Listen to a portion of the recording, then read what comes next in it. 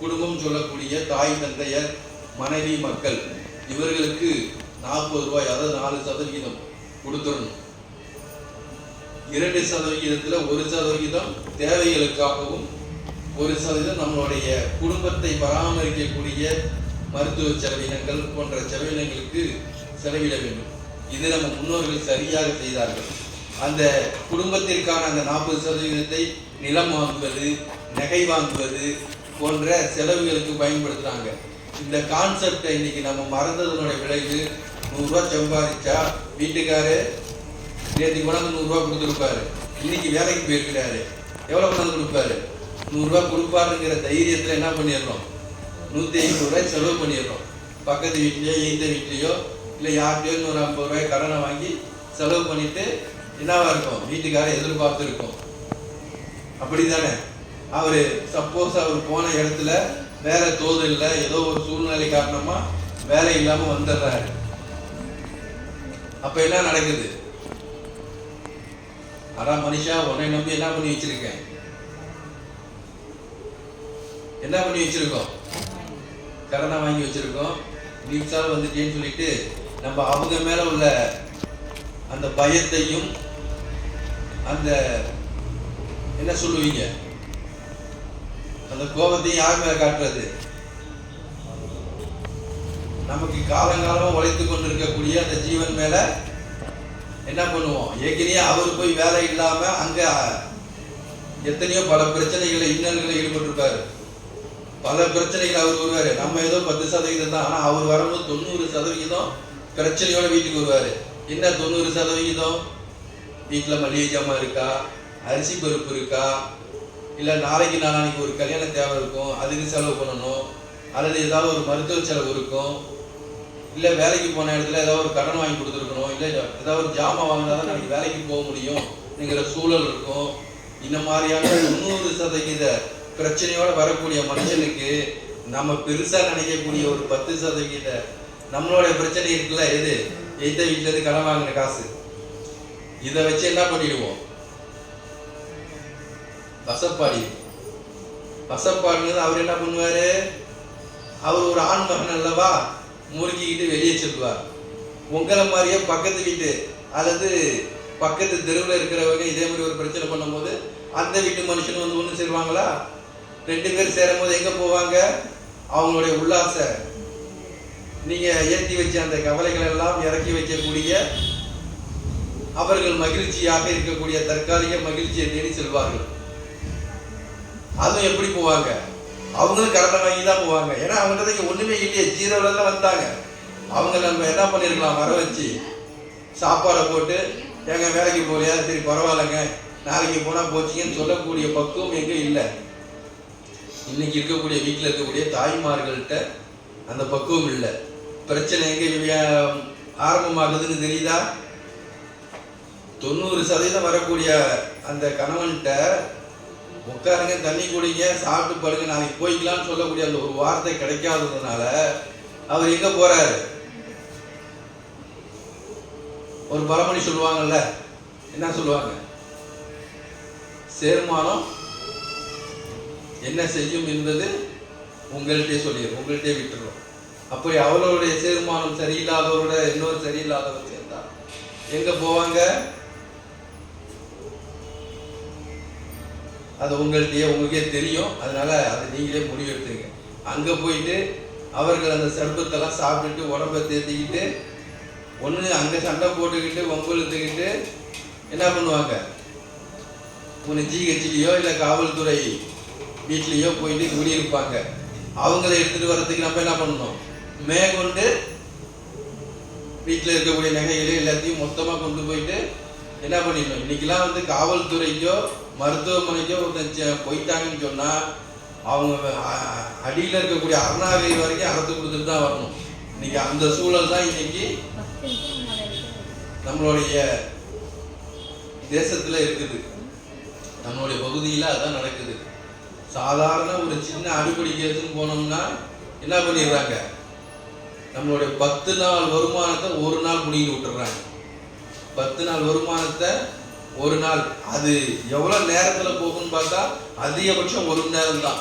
பஞ்சாயத்துங்கிற பேர்ல வந்துட்டு 1 மணி நேரத்தில் என்ன பிடிக்கிறாங்க, 10 நாள் வருமானத்தை பிடிக்க விட்டுருவாங்க. சரி, அவங்க தான் அப்படியா? சரி, உடம்புல சில காயங்கள் ஏற்பட்டுட்டா சரி மருத்துவமனைக்கு போகணும்னு பார்த்தா அங்கே என்னென்ன சம்மந்தமே இல்லாத ஸ்கேனு. தலைவலிக்கு எம்ஆர்ஐ ஸ்கேன் எடுக்க சொன்ன ஒரே நிர்வாகம் எது தெரியுமா? எந்த நாடு தெரியுமா? நம்ம தமிழ்நாடு தான். சாதாரண ஒரு தலைவலி ஜுரம்னு போனீங்கன்னா மிகப்பெரிய டெஸ்ட்னு சொல்லக்கூடிய என்ன டெஸ்ட், எம்ஆர்ஐ ஸ்கேன் சொல்லக்கூடிய அந்த மாதிரியான தொழில்நுட்பத்தை பயன்படுத்தி அதற்கு 5000 10,000 தீர்த்தி நம்மளை என்ன பண்ணிடுறாங்க, மன உளைச்சலோட போனவனை வியாதியோட வீட்டுக்கு அனுப்பிடுவாங்க. இதுக்கெல்லாம் காரணம் யாரு? வீட்டில் இருக்கக்கூடிய நாம தான். அப்படிதானே? அப்ப நம்மளுடைய தவறு எங்க நடக்குதுன்னு தெரியுதா? இத நம்மளுடைய 50 ஆண்டுகளுக்கு முன்னாடி இருக்கக்கூடிய பெண்கள் செஞ்சாங்களானா இல்ல. கணவன் எவ்வளவு கோபத்தோட வந்தாலும் முதல்ல நம்மகிட்ட ஒரு பழக்கம் உண்டு. என்ன? வந்தவர்களை வரவேற்பது, அவர்களை உபசரிப்பது, அவர்களிடம் பக்குவமாக பேசுவது. இன்னைக்கு அந்த பக்குவம் நம்மகிட்ட எல்லாம் இருக்கா? நீங்களே உங்களை என்ன பண்ணிக்கணும், மராய்வு செய்து கொள்ளுங்கள், சுய பரிசோதனை செய்து கொள்ளுங்கள். என்னைக்கு அந்த பக்குவம் நம்மளுடைய ஆத்தா கிட்ட நம்ம கத்துக்க தவறினோமோ அவர்களுடைய அந்த குடும்பம் நடத்தக்கூடிய அந்த நிர்வாக திறன் என்னைக்கு கத்துக்க தவறினோமோ, என்னைக்குமே இன்னைக்கு இருக்கிறவங்களுக்குலாம் தெரியும். 50 ஆண்டுகளுக்கு முன்னாடி இருக்கக்கூடிய நம்மளுடைய தாத்தா பாட்டிங்க எந்த நேரமும் இடுப்புல ஒரு சுருக்கம் இருக்கும், ஒரு முந்தானில ஒரு முடிச்சு ஒன்று இருக்கும். இன்னைக்கு நீங்களாம் சும்மா சாதா முடிச்ச போட்டுட்டு இருக்கீங்க. கேட்டா அந்த சேலை நலிவிடுன்னு சொல்லிட்டு ஒரு முடிச்ச போடுறீங்க. அது ஆக்சுவலா அதுக்காக போட்ட முடிச்சு அல்ல. அந்த முடிச்சில என்ன இருக்கும்? அது ஒரு கஜானா பெட்டி. முதல்ல ஒரு முடிச்சு போடுவாங்க. அதுல மினிமம் 100 ரூபாயிலிருந்து அன்னைக்குள்ள காலகட்டத்தில் இருக்கக்கூடிய பொருளாதாரம் ஓட்டனா காலனாலாம் நான் அடியேன்னு பார்த்துருக்கேன். நீங்களாம் பார்த்துருக்கீங்களான்னு தெரியல, ஒரு சில பேர் பார்த்துக்கிறதுக்கு வாய்ப்பு இருக்கு. அந்த ஓட்டனா காலனாலாம் என்ன பண்ணியிருப்பாங்க, முடிச்சு வச்சிருப்பாங்க. பேரம்பேத்திகள் வந்தா அந்த முடிச்சிலிருந்து என்ன போகும், அந்த காசு போகும். இன்னைக்கு யாராவது அப்படிலாம் கொடுக்குறோமா? அந்த பழக்க வழக்கம் மட்டும் முதல்ல இருக்கா? அதுதான் அடிப்படை சேமிப்புன்னு சொல்லுவாங்க. அடிப்படை சேமிப்பு. இன்னைக்கு நம்மளை கொள்ளையடிப்பதற்காக யார் வந்திருக்கிறா?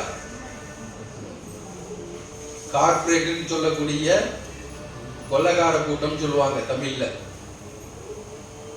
அப்படியாப்பட்ட கொள்ளைக்காரர்கள் யாரு? சம்பந்தமே இல்லாம அரிசி வாங்க போறவன் என்ன வாங்கிட்டு வர வீட்டுக்கு, சம்பந்தமே இல்லாத சேலைகளையும் கலர் கலரா விற்கக்கூடிய கண்ணுக்கு கலர்ஃபுல்லா இருக்கக்கூடிய குளிர்பானங்களையும் மசாலா பொருட்களையும் எல்லாத்தையும் என்ன பண்ணிடுவோம், இங்கிருந்து வாங்கிட்டு வரோம். அதற்கெல்லாம் என்ன காரணம்? அந்த விளம்பரங்களும் நம்மளுடைய ஆசைகளை தூண்டக்கூடிய எண்ணங்களை தூண்டக்கூடிய செயல்களை யார் செஞ்சிட்டு இருக்கா? கார்பரேட் நிறுவனம் செஞ்சிட்டு இருக்குது. இன்னைக்கு யாராவது சூப்பர் மார்க்கெட்டு மளிகை கடை பக்கம் போயிருக்கீங்களா? நமக்கு அத்தியாவசிய பொருள் எங்க இருக்குன்னு பார்த்துருக்கீங்களா? எங்க இருக்கும்? மூளையில கொண்டு வச்சிருப்பாங்க. ஏன்னா அது நமக்கு அத்தியாவசியம், வாங்கிதான் ஆகணும். ஆனா நமக்கு சம்பந்தமே இல்லாத பொருள் எங்க இருக்கும்? கடைக்கு முன்னாடியே வச்சிருப்பாங்க. நம்ம இங்கிருந்து போகும்போது பையில முதல்ல நம்ம எடுத்து போறதே நமக்கு தேவையில்லாத, நம்ம வீட்டுல 100 ரூபாய்க்கு செய்யக்கூடிய பொருளை இன்னும் சொல்ல போனா 10 ரூபாய்க்கு வாங்கக்கூடிய ஒரு சிப்ஸ், ஒரு உருளைக்கிழங்கு சிப்ஸ் 10 ரூபாய்க்கு நம்ம வாங்கினோம்னா வீடே சாப்பிடலாம். ஆனா அங்க போனீங்கன்னா 100 ரூபாய்க்கு அதை எடுத்து போடணும். ஒரு 1/2 கிலோ சிப்ஸ் கூட 1/2 கிலோ உருளைக்கிழங்கு கூட அதுல இருக்காது வெயிட்டு. ஆனா அது எவ்வளவு சிந்திக்கும். அதுக்கப்புறம் நமக்கு தேவையில்லாத பொருட்கள், அதையெல்லாம் நமக்கு பயன்பாட்டுக்கு உகந்ததா சிந்திக்கணும். அதே மாதிரி நம்மள்கிட்ட ஒரு மிகப்பெரிய குணம் இருக்கிறது. என்ன? இன்னைக்கு பாவங்களும் மன வேதனைகளும் நமக்கெல்லாம் வருது. சாபம் வந்துருச்சு சாமி எல்லாம் சொல்றோம். அந்த சாபம் எதனால வந்ததுன்னு சிந்தித்தது உண்டா? சிந்திக்கணும். நாம் செய்த கர்ம வினை. என்ன கர்ம வினை? அரியனுக்கு ஒரு சின்ன கதையை மட்டும் சொல்லிடுறேன். இது என்னுடைய வாழ்க்கையில் நடந்த கதை. நான் சிறு வயதில் ட்ரௌசர் போட்ட காலத்தில் இருக்கும் பொழுது, நமக்கெல்லாம் பண்டிகை ஒரு இப்போ தான் தீபாவளி போணுச்சு, எல்லாம் என்ன சிரமப்பட்டிருப்பீங்கன்னு தெரியும். அதே தீபாவளி எங்களுக்கும் வரும். நாங்கள் சிறு வயதில் இருக்கும்போது எங்கள் அப்பா ஒரு ட்ரௌசரும் ஒரு பனியனும் வாங்கி கொடுக்கறதுக்கு என்னைக்கு வாங்கி கொடுப்பாருன்னா விடிய காலையில் 6-7 மணிக்கு. அவர் அதுக்கும் என்ன பண்ணுவார், யாராவது ஒரு வேலை வருமானு உட்கார்ந்து அந்த வேலை வந்தால் தான் என்ன பண்ணுவாங்க, அந்த வேலையில கிடைக்கக்கூடிய காசை கொண்டுகிட்டு வந்து எங்களுக்கு அந்த ட்ரௌசரும் ஒரு பனியனும் வாங்கி வருவாங்க. ஆனால் அதற்கு முன்னாடி பக்கத்து வீட்டில் என்ன பண்ணுவாங்க, வெடி வெடிப்பாங்க, பலகாரம் சாப்பிடுவாங்க. நமக்கு ட்ரெஸ்ஸுக்கே வெளி இல்லாமல் உட்காந்துருப்போம். ஆனால் அவங்க வீட்டில் என்ன இருக்கும், பலகாரம் வெடி போன்ற விசேஷம் நடக்கும்போது நம்ம மனதில் என்ன இருக்கும், என்னாடாது நம்ம அப்பா நமக்கு இது வரைக்கும் எதுவுமே வாங்கி கொடுக்கல, அவன் எல்லாம் வெடிக்கிறாங்க, பிறந்தா அந்த மாதிரி ஒரு அப்பனுக்கு பிறக்கணும் நினைச்சிருப்போமா இல்லையா? நான் நினைச்சிருக்கேன். ஆனா என்னுடைய வைராகிய சாதகத்தினுடைய என்னுடைய விடாமுயற்சியினால நான் வளர்ந்ததற்கு அப்புறம் என்னுடைய வேலையை, பணத்தை சம்பாதிப்பது எப்படி என்கின்ற விதத்தில் என்னுடைய வேலையை தேடிக்கொண்டு அதே பொருளாதாரம் வரும்பொழுது என்ன பண்ண,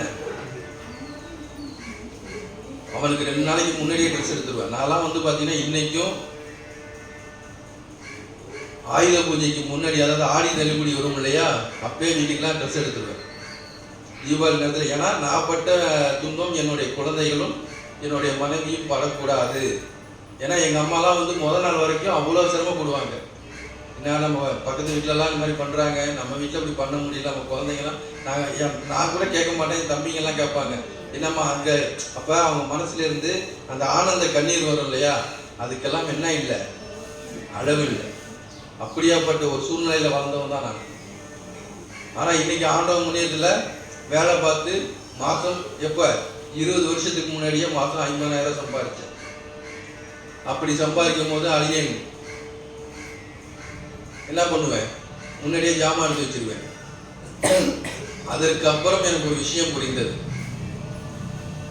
50,000 சம்பாதிச்சு நம்ம கையில் என்ன இல்லை, மாச கடைசியில் 5ஆம் தேதிக்கு மேலே என் கையில் பணம் இருக்காது.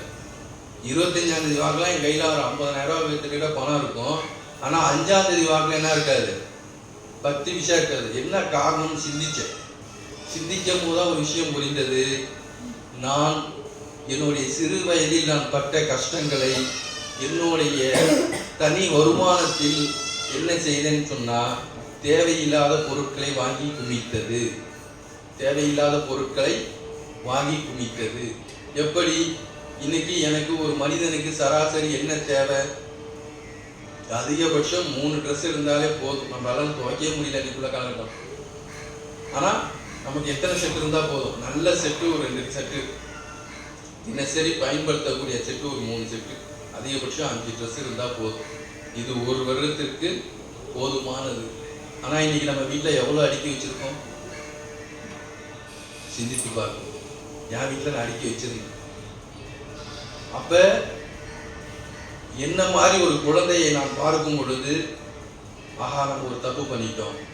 என்ன பண்ணிட்டோம், அந்த குழந்தைக்கு சேரக்கூடிய ட்ரெஸ்ஸையும் நாம வாங்கி என்ன பண்ணிட்டோம், சேர்த்து வச்சிருக்கோம். அது எனக்கு பயன்படுதா, பயன்படலை. அப்ப என்ன பண்ணணும், அதை என்ன பண்ணணும், கொடுத்துடணும்.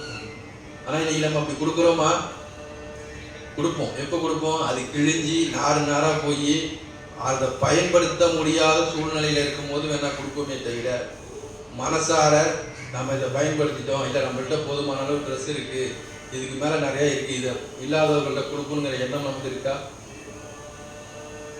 இருக்கா? இல்லை. இல்லாத பொழுது எப்படி நமக்கு பொருளாதாரங்கள் சேரும்?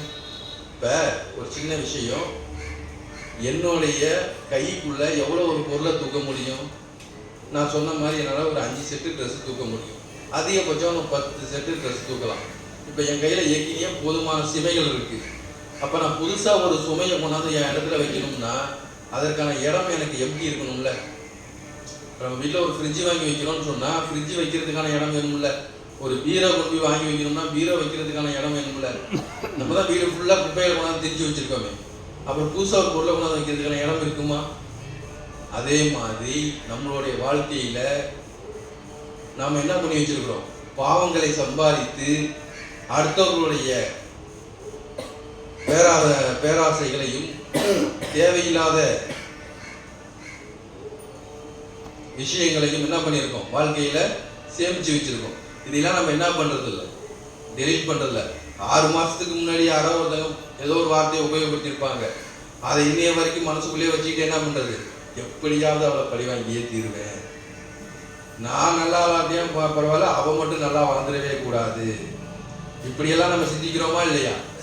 முதல்ல இந்த மாதிரியான எண்ணங்களை என்ன செய்யணும்? விட்டுவிட வேண்டும் நம்ம மனதை. ஏன்னா நமக்கு சுவாமி அவ்வளோ பெரிய பிறப்பை கொடுத்துருக்கிறார். இந்த பிறப்புலேயே மிக அற்புதமான பிறப்பு இந்த மனித பிறப்பு மட்டும்தான். ஏன் இந்த மனித பிறப்பு? விலங்குகளால் தனக்கு தேவையானதை செஞ்சுக்க முடியுமா? முடியாது. அடுத்தவரை சார்ந்து தான் இருக்கும். பறவைகள் அடுத்தவரை சார்ந்து தான் இருக்குது. ஒரு மரமோ ஒரு செடியோ ஏதோ ஒன்று சார்ந்து தான் இருக்குது. ஆனால் மனிதர்கள் நாம் தான் யாரையுமே சார்ந்து இல்லை. நமக்கு என்ன தேவையோ என்ன பண்ணிக்கிறோம்? நம்மளே சரி பண்ணிக்கிறோம். எப்படி? நல்ல மரத்தை வெட்டி ஜன்னலாக்கிடுறோம், நல்ல மண்ணை சுட்டு கல்லாக்கி வீடு கட்டிக்கிறோம், நமக்கு தேவையான குடிசை நாமளே போட்டுக்கிறோம், நம்மளுடைய சொகுசான வாழ்க்கைக்கு என்ன தேவையோ நம்மளே பண்ணிக்கிறோம். இதெல்லாம் எந்த அறிவு நமக்கு கொடுத்துருக்குது? 6ஆம் அறிவு என்று சொல்லக்கூடிய ஒரு அறிவு நமக்கு இருக்குது. இருக்குதா இல்லையா? எனக்கு இருக்குதுன்னு நினைக்கிறேன். மற்றவங்கலாம் எப்படிங்கிறத சிந்திச்சிங்க. அப்படி நாம் எல்லாம் என்ன பண்ணணும்? சிந்திக்கணும். நமக்கு இன்னைக்கு உபயோகப்படுத்தக்கூடிய பொருட்கள் மட்டும்தான் நம்ம இடத்துல இருக்கணுமே தவிர மற்ற பொருட்கள் எல்லாத்தையும் திறந்துடணும். அதுக்கு தான் சொன்னாங்க சாமியார்கள் எல்லாத்தையும் திறந்துடுவாங்க. ஆனால் இன்னைக்கு எல்லாம் என்ன சொல்லிடுறாங்க? சாமியார்னா கோமனம் கூட கட்டக்கூடாதுங்கிறாங்க. எல்லாத்தையும் மக்கள் குடிக்கிட்டு விடுறதுக்கு தான் நிற்கிறாங்க. ஆனால் உண்மையிலேயே ஆன்மீகவாதிகள், அதாவது சாமியார்கள் என்பவர்கள் பொருளை சேமித்து மக்களிடத்திலே கொடுக்கக்கூடியவர்கள் தான் சாமியார்கள் என்று சொல்வார்கள். ஆனா இன்னைக்கு நம்மளுடைய சிந்தனையில என்ன ஆகி போச்சு? சாமியார்கள்லாம் எப்படி இருக்கணும்? கோமனம் கூட இல்லாம இருக்கணும், அவர் தான் சாமியார் நம்புறோம். அப்படிதானே? ஏன்னா சுவாமியே என்னவா இருக்கணும்? ஐஸ்வர்யத்தோட இருந்தா, அதாவது சுவாமிகிட்ட ஒரு பொருள் இருந்தால்தான் தேடி வரக்கூடிய பக்தர்களுக்கு அது போய் சேரும். சாமியை கோமனம் கூட இல்லாம உட்கார்ந்து இருந்தாருன்னா வரக்கூடிய பக்தர்களுக்கு கொடுக்கறதுக்கு என்ன இருக்கும்? சிந்தனையை உங்கள்கிட்ட விட்டுரும். அப்படி நம்மள்கிட்ட இருக்கக்கூடிய பொருட்களை, தேவையில்லாத பொருட்களை இந்த மாதிரி ஆசிரமங்கள், மடங்கள், பீடங்கள் போன்ற இடத்துக்கு கொண்டாந்து அவங்களிடம் ஒப்படைத்தோம்னு சொன்னா அதை என்ன பண்ணுவாங்க? புனிதப்படுத்துவாங்க. இப்போ நம்மள்ட்ட ஒரு 10 செட்டு ட்ரெஸ் இருக்குன்னா அதை எங்கே கொண்டு வந்து கொடுக்கணும்? இந்த மாதிரியான இடங்களை கொடுக்கும்போது, ஏன்னா இங்கே தான் இருப்பவர்களும் வருவார்கள், இல்லாதவர்களும் வருவார்கள். யார்கிட்ட வந்து அவங்களுடைய குறைகளை கேட்பாங்க? சாமி வீட்டில் ரொம்ப கஷ்டமா இருக்குது, மாத்து சேலை கூட இல்லை சாமி, யார்கிட்ட வந்து கேட்பாங்க? பக்கத்து வீட்டுக்காரங்க கேட்பாங்களா? நீங்களே மினுக்கிட்டு போறீங்க, மினுக்கிட்டு போறவங்களை தாண்டி நான் மினுக்கணும்னு நினைப்போம். நம்ம போய் நம்மளோட கௌரவத்தை அங்கே விட்டு கொடுப்போமா? ஆனால் நம்ம மனசை எங்கே கொண்டாந்து நம்ம ஒருநிலைப்படுத்துவோம்? நம்மளுடைய கௌரவத்தை எங்கே விடுவோம்? ஆண்டவன் சன்னதியில் மட்டும்தான் விடுவோம். நம்மளுடைய துயர் துக்கங்களை எங்கே வந்து நம்ம சொல்லுவோம்? எங்கே சொல்லுவோம்? நம்மளுடைய ஆண்டவன் சன்னதியில். அப்படியாப்பட்ட ஆண்டவன் சன்னதியில் வேற என்னத்தை கொண்டாந்து கொடுக்கணும்? நம்மள்கிட்ட பொருளாதாரம் அதிகமாக இருக்குதா? கொண்டாந்து ஊருக்காக தன்னை அர்ப்பணித்து இருக்கக்கூடிய இந்த இடத்துக்கு பேரு ஆலயம். ஐஸ்வர்யம் நிறைந்த இடம் பேரு. ஆலயத்துக்கு இன்னொரு பேர் என்ன? ஐஸ்வர்யம் நிறைந்த பொருள்னு அர்த்தம். ஐஸ்வர்யம் இங்கே உற்பத்தி ஆகிட்டே இருக்குமா? நம்மள மாதிரி இருக்கப்பட்டவர்கள் கொண்டாந்து கொடுத்து அதை இல்லாதவர்களுக்கு, ஏன்னா நமக்கு தெரியாது யார்கிட்ட இருக்கு யார்கிட்ட இல்லைன்னு நமக்கு தெரியாது. நம்ம இன்னைக்கு என்ன பண்றோம்? இன்னைக்கு நிறைய பார்க்குறோம். ஒரு சாதாரண ஒரு 150 ரூபாய்க்கு ஒரு சேலையை கொண்டு போய் கொடுத்துட்டு 500 ரூபாய்க்கு ஒரு ஃபோட்டோகிராஃபரை கூப்பிட்டு ஃபோட்டோ எடுத்து என்ன பண்ணுறோம்? ஒரு பேனர் இன்னைக்கு வைக்கிறதுக்கு இன்னைக்கு 1000 ரூபா செலவாகுது. ஆனால் அந்த கொடுத்த பொருளோடைய மதிப்பு என்ன? 100 ரூபா, 150 ரூபா. ஆனால் இன்னைக்கு அதுக்கு ஃப்ளக்ஸ், அந்த வால் போஸ்டர் அடிச்சு விட்டுறாங்களா, அதனுடைய செலவு என்ன? 1000, 1500. இன்னைக்கு சுய விளம்பரம் தேடக்கூடிய காலகட்டத்தில் நம்ம என்ன பண்ணிட்டு இருக்கோம்? வாழ்ந்துட்டு இருக்கோம். ஒரே நபர் 10 ட்ரெஸ்ஸை கொண்டு போய் ஒருத்தன்ட்ட கொடுத்தா அவன் என்ன பண்ணுவான்? அவனுக்கு தேவை கொடுக்கறதுக்கு ஒரு ட்ரெஸ் தான், மற்ற ட்ரெஸ்ஸை தூக்கி விட்டெறிஞ்சு போயிட்டு இருப்பான். அப்படி இருக்கக்கூடிய நாம என்ன பண்ணணும்? இந்த மாதிரி ஆலயங்கள்ல சாமி என்கிட்ட இந்த புது புடவை எடுத்தேன், ஏற்கனவே ஒரு நல்ல புடவை இருக்குது, இந்தாங்க இதை கொண்டாந்து யாராவது இல்லாதப்பட்டவங்களை கொடுன்னு சொல்லி கொண்டாந்து கொடுக்கணும். நகை, சாமி என்கிட்ட 10 பவுன் நகை இருக்குது, இந்தாங்க ஒரு பவுனை நீங்க யாராவது இல்லாதப்பட்டவங்க மாங்கல்யம்னு வராங்களா அவங்கள்ட்ட கொடுங்க, இதை வச்சு ஒரு மாங்கல்யம் செஞ்சு சொல்லுங்க. இல்லை ஒரு குழந்தைக்கு காது குத்துன்னு வராங்களா, ஒரு இல்லாத குழந்தைக்கு காது குத்துறதுக்கு என்னால் முடிஞ்ச ஒரு பவுனு, என்கிட்ட 10 பவுன் இருந்ததுன்னா அதுல என்ன பண்ணிடணும்? ஒரு பவுனை தானத்துக்கு கொடுத்துடணும். இப்படி செய்தால் நமக்கு என்ன வராது? கருமாக்கள் வராது. பீடை என்று சொல்லக்கூடிய அந்த தேவதைகள் நம்மள்கிட்ட வரமாட்டாங்க. எப்ப வருவாங்க? எப்ப வருவாங்க? நம்மள்கிட்ட தேவைக்கு அதிகமான பொருளை சேர்க்கும் போது மொத்த பொருளையும் அழிக்கிறதுக்கு யார் வருவா? அந்த தேவதைகள் வருவாங்க. அப்ப நம்மள்கிட்ட உள்ள பொருள் போகக்கூடாதுன்னா மிளகளவு இருக்கும் போது கடுகளவு இறைச்சிடணும். இறைக்கிற கிணறு தான் சுரக்கும். இப்போ ஒரு ஊரே ஒரு கிணத்துல தண்ணி அழுது அந்த கிணறு சுரக்கலனாக்கா என்ன ஆகும்? அந்த ஊர்ல இருக்கக்கூடிய ஜீவராசிகள்லாம் என்ன ஆகும்? அந்த நீர் தேவதை நமக்கு அந்த தண்ணியை சுரந்துக்கிட்டே இல்லைனாக்கா நம்மளோட நிலைமை என்ன?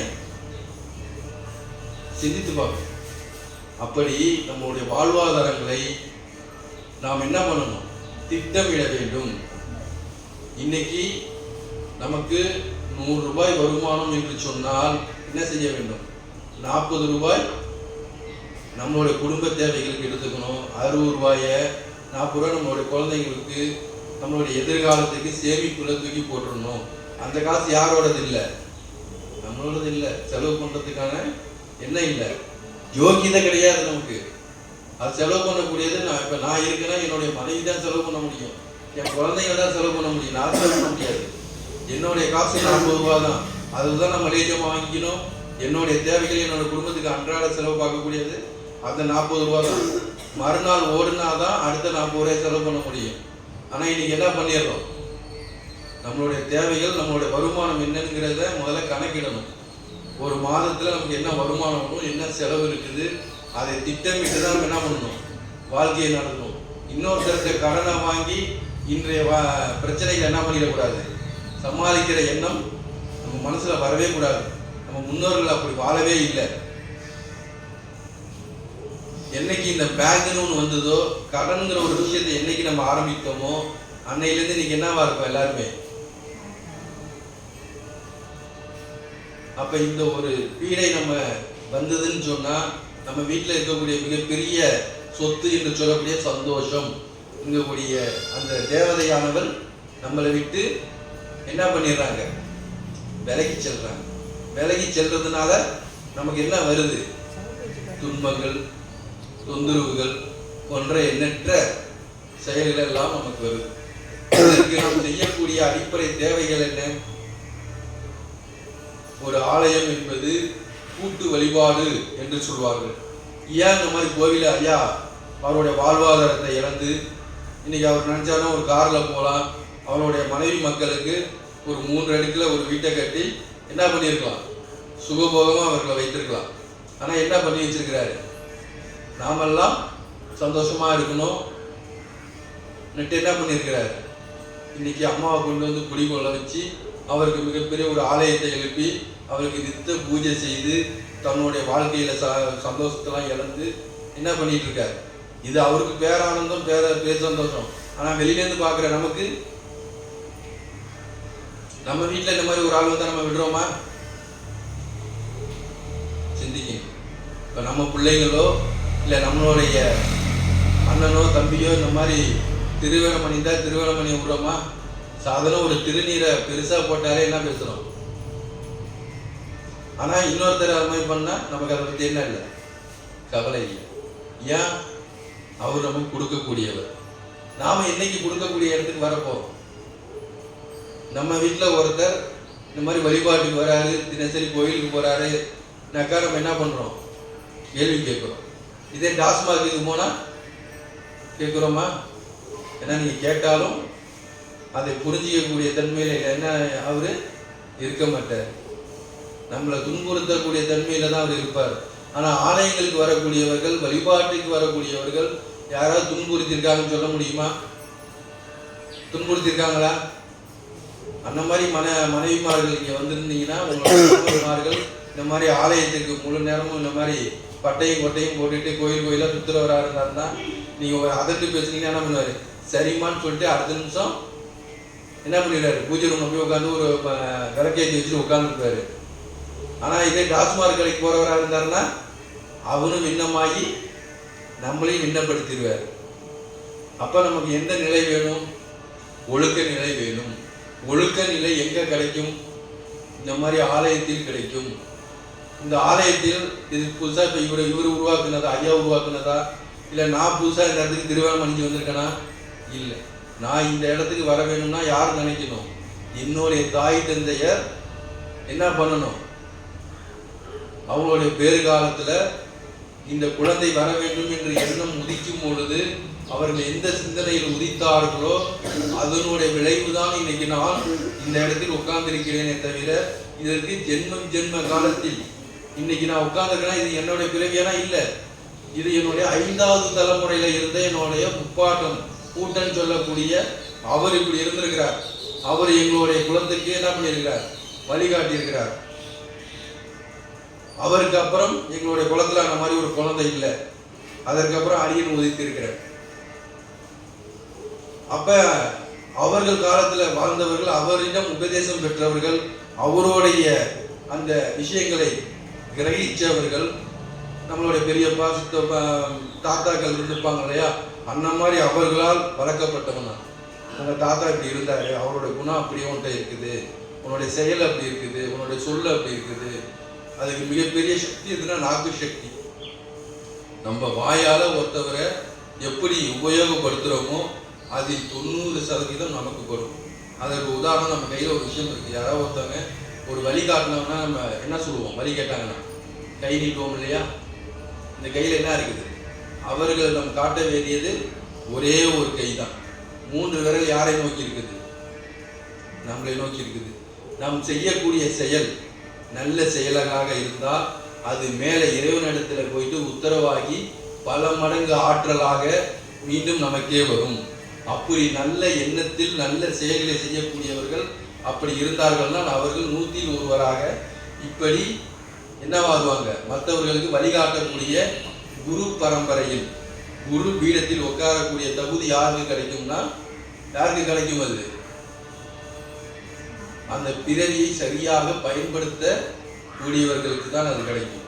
இன்னைக்கு ஒரு நிலை தடுமாறி நிற்கக்கூடிய குடிகாரர்கள் என்று சொல்லக்கூடியவர்களை இந்த மாதிரி ஒரு இடத்துல உட்கார வச்சு நம்ம அவர்கிட்ட உபதேசம் கேட்போமா? எங்களுடைய வாழ்க்கைக்கு தீர்வு சொல்லுங்கன்னு கேட்போமா? ஏன் கேட்க மாட்டேங்கிறோம்? அவர்களே அந்த இடத்துல இல்லை. அவர்களே அந்த நிலை இல்லாமல் இருக்கிறதுனால என்ன கேட்கறது இல்லை. அவர்கிட்ட நம்மளுடைய வாழ்க்கை சம்பந்தமான எந்த விஷயம் பகிர்றது இல்லை. யார்கிட்ட பகிர்ந்துக்கிறோம்? அவருடைய ஒழுக்கத்தை கடைபிடித்து அவருக்கும் தேவைகளை பூர்த்தி செய்து மற்றவர்களுக்கும் பூர்த்தி செய்யக்கூடிய இடத்தில் இருக்கக்கூடிய குருமார்களாக தன்னை மாற்றிக்கொண்டவர்கள். இந்த இடத்துல உட்காரணும்னா எவ்வளவு பிரச்சனைகளை சமாளிக்கணும்? முதல்ல தன்னுடைய பிரச்சனையை சமாளிக்கணும். தன்னுடைய குடும்பத்தில் இருக்கக்கூடிய மற்றவர்கள், உங்களை போன்றவர்களுடைய ஏச்சு பேச்சுகள், அவர்களுடைய பக்குவம் இல்லாத தன்மை இல்லை, வரக்கூடியவர்கிட்ட பக்குவப்படுத்துவது, நான் யார் என்பது முதல்ல நிரூபிக்கிறது பெரிய விஷயம். அப்படி நிரூபிச்சு, அம்மா என்னடா நீ திடீர்னு சாமியாரா போயிட்டா, இப்படி இருக்கியடா, ஐயவா இது நான் பண்ணதில்லை, இந்த மாதிரி நம்ம தாத்தா அப்படி இருந்திருக்காங்களா, இந்த மாதிரி இருந்திருக்கிறாங்க, அவங்களுக்கு முதல்ல புரிய வைக்கிறோம். அப்புறம் நம்மளை சுற்றி இருக்கிறவங்களுக்கு புரிய வைக்கிறோம். அதுக்கப்புறம் அவங்கள நம்மள்கிட்ட இருந்து அவங்களுடைய தேவைகள் பூர்த்தியானதுக்கு அப்புறம் தான் என்ன பண்ணுறாங்க? ஆமா, இந்த குழந்தைகிட்ட ஒரு சக்தி இருக்குது, இந்த குழந்தைகிட்ட போனா நமக்கு என்ன கிடைக்குது?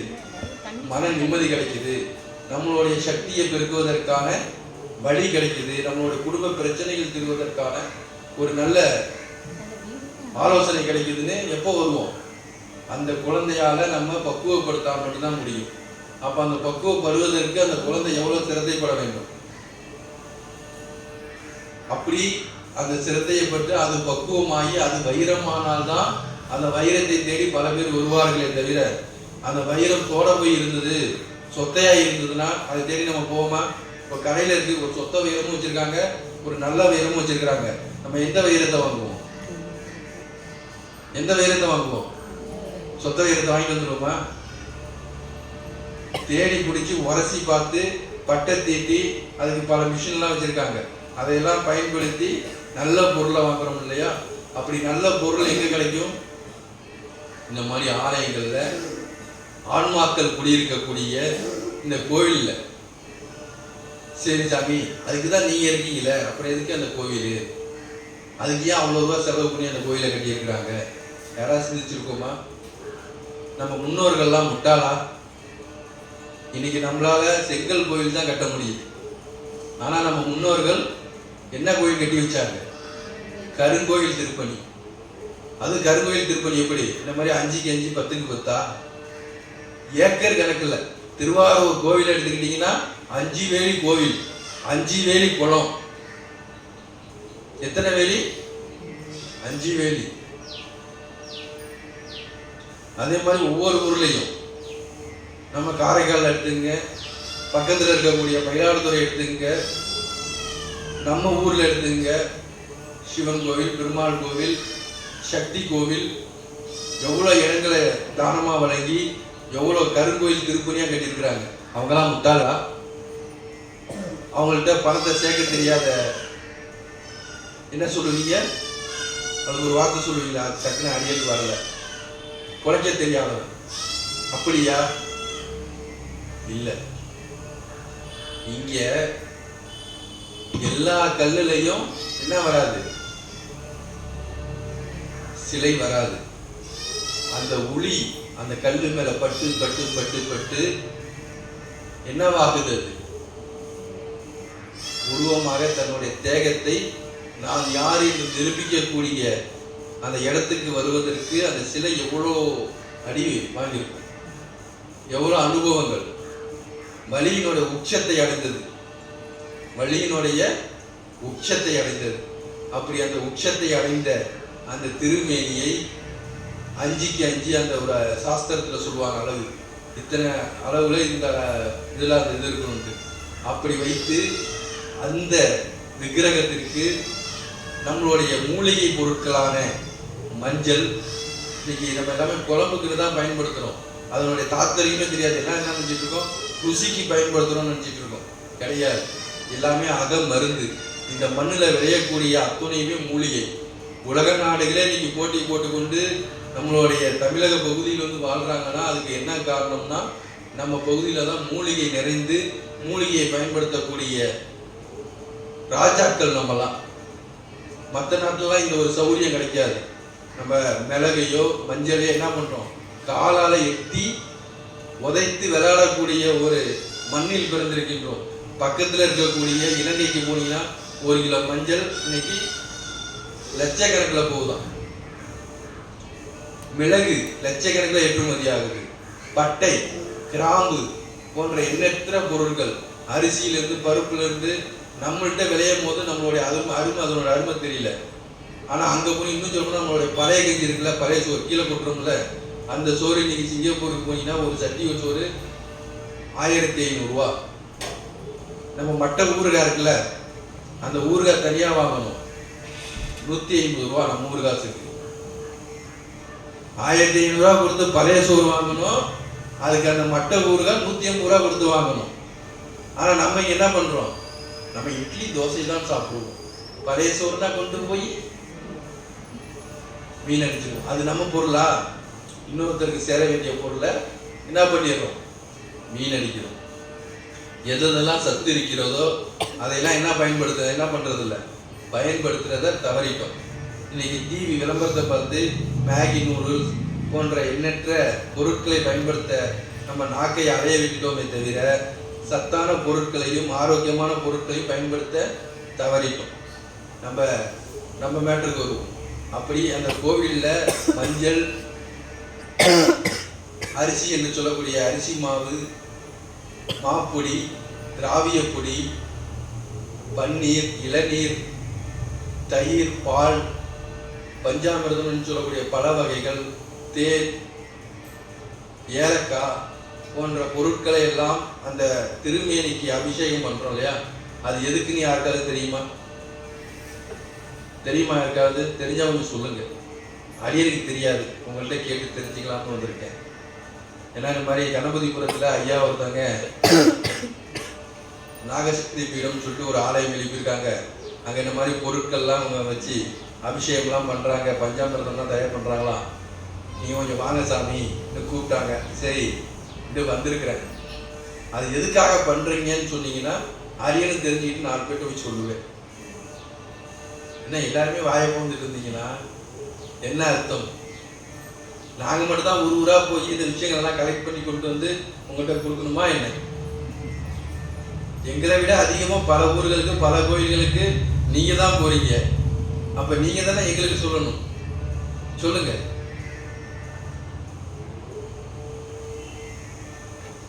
எதுக்கு இந்த அபிஷேகங்கள்? எதற்கு இதெல்லாம்? என்ன எல்லாமே அமைதியாயிட்டீங்க?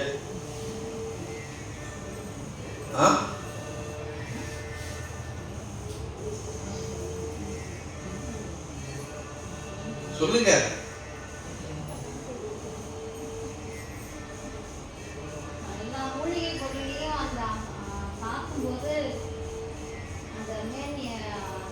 பலபலன்னு இருக்குமா?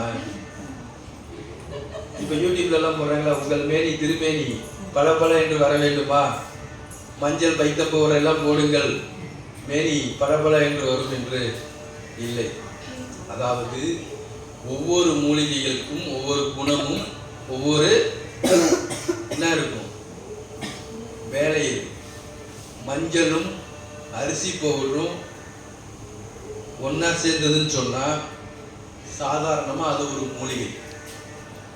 நம்ம உடம்பையும் நம்மளுடைய மனதையும் சுத்தப்படுத்தக்கூடிய ஒரு மூலிகை. அதே இந்த கருவறை என்று சொல்லக்கூடிய நம்ம முன்னோர்களுடைய அறிவியல் சாஸ்திரப்படி கணக்கில் படி சொல்லுவாங்க. அந்த ஆலயத்தை எழுப்பி அங்க அந்த விக்கிரகம் வைத்திருக்கோம் இல்லையா? அந்த விக்கிரகத்துக்கு மேல் படும் பொழுது சாதாரணமா 100 கிராம் ஒரு அபிஷேக பொருட்களை கலந்து அது மேல படுறோம்னு சொன்னா அது 1000 மில்லிகிராமாக என்னவாகுது, சக்தியாக பெருகுது. அந்த இடத்துல அது சக்தியாக உருவெடுத்து பந்து என்று சொல்றோம் இல்லையா? அந்த மாதிரி அது பந்தாக உருவெடுத்து அபரிவிதமான சக்தி, அப்படி அபரிவிதமான சக்தியாக உருவெடுத்து அது பிரளியமாக வெளியில வரும் பொழுது அங்க இருக்கக்கூடிய உதாரணத்துக்கு 100 கிராம் ஒரு மருந்தை கொடுத்தா எத்தனை பேர் உட்கொள்ள முடியும்? ஒரு நபர் 2 பேர் உட்கொள்ளலாம். ஆனா அந்த 100 கிராம் பொருளை சுவாமி மேல, நம்ம சுவாமின்னு சொல்லக்கூடிய அந்த விக்கிரகத்துக்கு மேல விடும் பொழுது, அந்த ஆத்ம சக்தி மேல விடும் பொழுது அது பல்லாயிரம் அணுக்களாக மாறுது. பல்லாயிரம் அணுக்களாக மாறுது. அப்படி அணுக்களாக அந்த சக்திகளாக மாறி வெளியில வரும் பொழுது நம்ம எத்தனாயிரம் மக்கள் அங்க இருந்தாலும் அவர்கள் மேல்பட்டு அவர்களுடைய நாடி நரம்புகளை சுத்தி செய்யக்கூடிய அபரிவிதமான சக்தி ஆற்றலாக அது நமக்கு என்னவாகுது வருது. அதாவது உங்களுக்கு விவரமா சொல்லணும்னா, இன்னைக்கு நமக்கு உடல்நிலை சரியில்லை என்று சொன்னால் அதை தீர்க்கக்கூடிய இடம் எது? மருத்துவமனை. மாற்று கருத்து உண்டா? எத்தனை ஆண்டு காலமாக இந்த மருத்துவமனை இருக்கிறது? சிந்தித்து பார்த்திருக்கின்றோமா? அரியணியருக்கு தெரிந்து அதிகபட்சம் 100 ஆண்டு காலம். என்னுடைய நாலேஜுக்கு எப்படி சொல்றேன், அதிகபட்சம் போன ஒரு 200 ஆண்டு காலம் இருக்கலாம். ஆனா 5000 6000 ஆண்டுகளுக்கு முன்னாடியே இப்படி ஒரு ஆலயத்தை எழுப்பி இங்க வழிபாடுகளை கொண்டு வந்திருக்காங்கன்னு சொன்னா முதன்மையான மருத்துவம் எங்கிருந்து பிறந்தது? சிந்தித்து இருக்கின்றோமா? சாதாரண ஒரு டாக்டர்கிட்ட போனா சும்மா பார்த்துட்டு உங்களுக்கு உடம்பு சரியாயிடுன்னு சொல்றது இல்லை. அதுக்கு என்ன பண்றாரு? மருந்து, மாத்திரை, டானிக்கு, ஊசி, எண்ணற்ற பொருட்கள் நம்மகிட்ட கொடுக்குறாரு இல்லையா? அந்த மாதிரி இந்த ஆலயத்திற்கு வந்தோம் என்று சொன்னால் இது அத்தனையும் கலந்தால்தான் அது என்னவாகுது? ஒரு மருந்தாக இன்னைக்கு மாறுகிறது. அப்படியான அபரிவிதமான சக்தியாக நம்ம உடம்புக்கு காற்று மூலியமாக செலுத்தக்கூடிய இடத்துக்கு பேரு தான் ஆலயம். அந்த ஆலயத்துக்குள்ள நம்ம பண்ணக்கூடிய அந்த பூஜை பொருட்கள். உதாரணத்துக்கு நான் இருக்கேன், இப்போ என்னால் என்னுடைய வருமானத்தில் இன்னைக்கு ஒரு அபிஷேகம் பண்ணணும்னு சொன்னால் இன்னைக்கு மினிமம் எல்லா ஜாமான் வாங்குறது ஒரு 1000 ரூபாய் செலவாகுது. 1000 ரூபாய் என்னாலே பண்ண முடியுமா? முடியாது. அப்போ நம்ம ஒரு 10 பேர் சேர்றோம், ஆளுக்கு 1000 ரூபா போடுறோம், 100 ரூபா போடுறோம். 10 பேர் சேர்ந்தா 100 ரூபாயாச்சு. அதுவும் வேண்டாம், ஆளுக்கு 10 ரூபா, ஒரு 100 பேர் சேர்ந்தா 1000 ரூபாயாச்சு. என்னால் 10 ரூபாய்க்கு என்ன வாங்க முடியும்? மஞ்சள் பொடி என்னால் வாங்கிட்டு வர முடியும். இப்போ உங்களால் 10 ரூபாய்க்கு என்ன வாங்க முடியும்? ஒரு அரிசி மாவு வாங்கிட்டு வந்துட முடியும். இன்னொருத்தவங்க ஒரு 10 ரூபாய்க்கு வாழைப்பழம் வாங்கிட்டு வர முடியும். அப்போ ஒவ்வொருத்தரும் ஒவ்வொரு பொருளை வாங்கிட்டு வர முடியும்ல. ஆளுக்கு 10 ரூபாங்கிறது பெரிய காசு கிடையாது, ஆனால் 1000 ரூபாய் என்பது பெரிய காசு. அப்போ ஊர் கூடி தேர் இழுப்பாங்கன்னு ஒரு படம் முடியாது. அது மாதிரி ஊர் கூடி அபிஷேகம் பண்ணுவது என்று ஒரு முறை உண்டு. அவரவர் வீட்டில் இருந்து ஒவ்வொரு பொருள் எடுத்துட்டு வருவாங்க. ஒருத்தவங்க மஞ்சள் பொடி இன்னைக்கு எடுத்துட்டு வருவாங்க, ஒருத்தவங்க அரிசி பொடி எடுத்துட்டு வருவாங்க, ஒருத்தவங்க தயிர் எடுத்துட்டு வருவாங்க, ஒருத்தவங்க பால் எடுத்துட்டு வருவாங்க. அவங்க வீட்டில் என்னென்ன இருக்குதோ அதை எடுத்துட்டு வருவாங்க. அதை கொண்டு வந்து அதை என்னவா மாத்துறாங்க? இங்கே ஆலயத்தில் சக்தியாக அந்த ஊரையே சுத்தப்படுத்தக்கூடிய என்னவா மாறுது? என்னவா மாறுது? அபரிமிதமான சக்தி, மகா சக்தி என்று சொல்வார்கள். ஆனால்தான் ஐயா அருள்மிகு மகா சக்தி பீடம் வச்சிருக்காங்க. அப்படி அந்த மகா சக்தியாக உள்ள நம்ம உடம்புல உள்ள நோய் நாடிகள் 64,000 நரம்புகள் இருக்குங்கிறாங்க நம்ம உடம்புல. அப்படி 64,000 நரம்புகளுக்கு மேல இருக்குங்கிறாங்க. அப்ப அத்தனையும் சுத்தம் பண்ணக்கூடிய இடம் இதுவாக இருக்குது, ஆலயமாக இருக்குது. சரி, அதற்கு மேல இந்த ஒரு சின்னதாக ஒரு குழியை வெட்டி அதுக்குள்ள ஒரு நெருப்பை மூட்டி பல பொருட்களை கொண்டாந்து கொட்டி பண்றாங்கல்ல. புடவைய போடுறாங்க, என்னென்னமோ போடுறாங்க. அது எதுக்கு பண்றாங்க? வேலை வெட்டிக்காமையா? அதாவது சீக்கிரம் செரிக்க முடியாத சமத்துக்கள் என்று சொல்லுவாங்க. அதாவது விறகுகள். இந்த விறகுகள் எங்க கிடைக்கும்? நம்ம பகுதியில் என்ன விறகு கிடைக்குது? மாமரம் கிடைக்கும், ஆலமரம் கிடைக்கும், அரச மரம் கிடைக்கும். அவ்வளவுதான் நம்ம பகுதியில் கிடைக்கும். இப்படி ஒவ்வொரு பகுதியிலையும் ஒவ்வொரு மரங்கள், அதுல வரக்கூடிய காய்கள், வரக்கூடிய பழங்கள், இப்படி பல மூலிகை பொருட்கள், காடுகள், மலைகளில் கிடைக்கக்கூடிய பொருள், காட்டில் கிடைக்கக்கூடிய பொருள், நம்மள மாதிரி மருத நிலத்தில் கிடைக்கக்கூடிய பொருள், இப்படி எண்ணற்ற பொருட்களை சேகரித்து அக்னி என்று சொல்லக்கூடிய அந்த அக்னி பகவான், நெருப்பு என்று சொல்லக்கூடிய அந்த அக்னி பகவான் சக்தியில இரையாக்கும். அப்படி இரையாக்கும் போது அவங்க சும்மா வாங்கிக்க மாட்டாங்க. அது அனல் பிம்பமாக, என்னவாக? அனல் பிம்பமாக அது என்னவாகுது? நமக்கு பிரகாசமாக நம்ம உடம்புல பண்ணும்போது அனல். இப்போ யாரெல்லாம் தீக்குண்ட திட்ட போறோமோ நம்ம மேல ஒரு அனல் அடிக்கும். அந்த அனல் சுத்தமான அனல். அந்த அனல் படும் பொழுது நம்ம உடம்புல இருக்கக்கூடிய நோய் கிருமிகள் இருக்குல்ல, அது அத்தனையும் நிமிடத்தில் கொள்ளுதான்.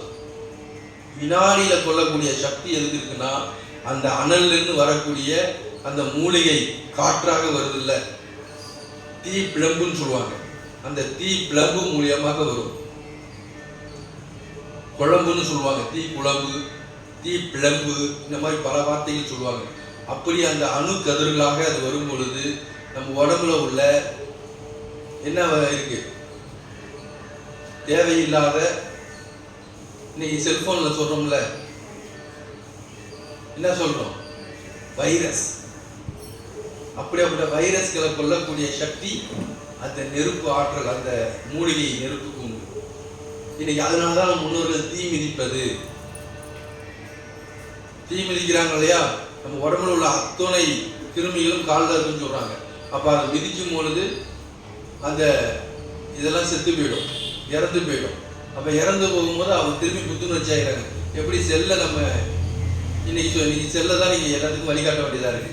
அப்ப செல்லை நம்ம அந்த வைரஸை நீக்கணும்னா செல்லு எப்படி ஸ்பீடா ஒர்க் ஆகுதோ அது மாதிரி இந்த உடம்பு ஆக்டிவிட்டி ஆகும், நல்ல ஸ்பீடா ஒர்க் ஆகும்னு சொல்றாங்க. அப்படி ஓடக்கூடிய மருத்துவ முறைகள் நம் முன்னோர்கள் கண்டுபிடித்த பழங்கால மருத்துவ முறைகள் தான். அதை போயிட்டு உங்க வீட்லயே என் வீட்லயே செய்ய முடியுமா? அதற்கான பொருளாதார வசதி இருக்கா? ஒரு சில பேர்கிட்ட இருக்கும், ஒரு சில பேர்கிட்ட இருக்காது. அப்ப எல்லாரும் பொதுவாக இருக்கக்கூடிய இடம் எது? ஆலயம். இந்த இடத்துக்கு யார் வேணாலும் வரலாம். இவங்க தான் வரணுங்கிற நிபந்தனை கிடையாது. யார் வந்தாலும் என்ன கிடைக்கும்? உங்களுக்கு என்ன கிடைக்குமோ அதுதான் அவருக்கும் கிடைக்கும். அவருக்கு என்ன கிடைக்குமோ அதுதான் உங்களுக்கு கிடைக்கும். அவருக்கு கொஞ்சம் கூடையும் உங்களுக்கு குறைச்சியும் இல்லை, உங்களுக்கு கொஞ்சம் கூட கொடுத்துட்டு அவருக்கு குறைச்சியும் கொடுக்குற இடமா இது? எல்லாருக்கும் சரி பாகமாக யார் வந்தாலும் இல்லை என்று சொல்லாமல் கொடுக்கக்கூடிய இடத்துக்கு பேர் ஆலயம். சக்தி பீடம். சக்தி பீடம் என்றால் சக்தியை கொடுத்துக்கிட்டே இருக்கக்கூடிய இடம். அவருக்கு கொடுக்கணும்னா முதல்ல நமக்கு என்ன இருக்கணும்? அதற்கான தகுதி இருக்கணும். என்ன தகுதி இருக்கணும்?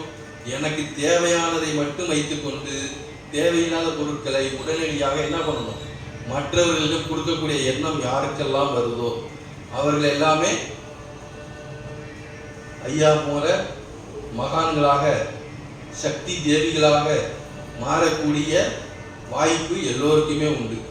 அதை உணர்ந்து செயல்படுவதும் உணராமல் இருப்பதும் உங்களுடைய முயற்சியை பொறுத்தது. எதை பொறுத்தது? முயற்சியை பொறுத்தது. அதனால் அடியேன் என்னுடைய இந்த அருளுரையை நிறைவு செய்து கொள்கின்றேன்.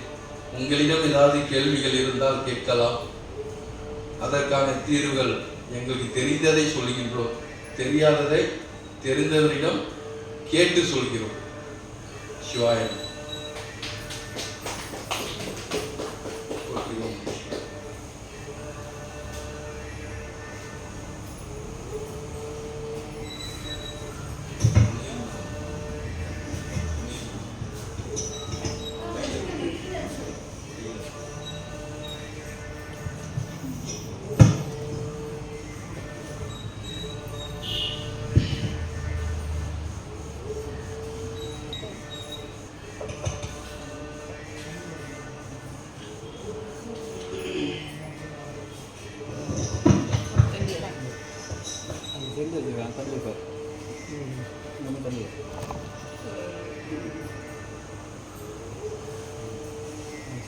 ஓம் நமः சிவாய.